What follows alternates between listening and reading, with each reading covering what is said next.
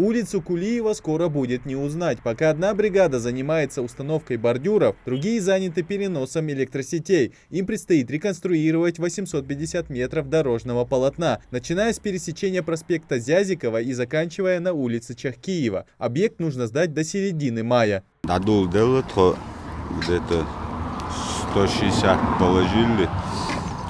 Ну, еще где-то мелют 1400 бордюр. Есть на неделю, две, думаем, закончить работу.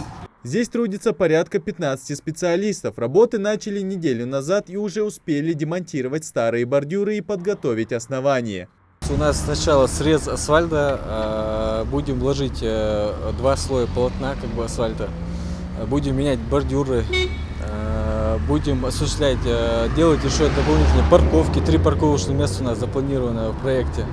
Освещение у нас мы должны переносить несколько столбов, именно там 6 столбов. На местах, где должны быть парковочные места, будем переносить их на 6 метров от отметки, которые они стоят на данный момент.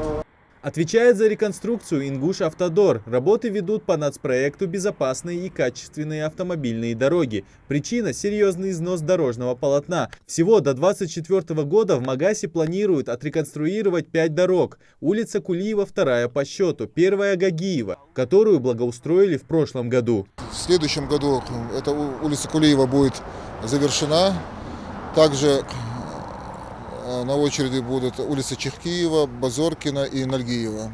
На дороге образовались выбоины и просадки, и это по всей протяженности улицы Кулиева. На ее ремонт заложили около 14 миллионов рублей. В следующем году планируют приступить ко второму этапу реконструкции, начиная с улицы Чахкиева и до конца.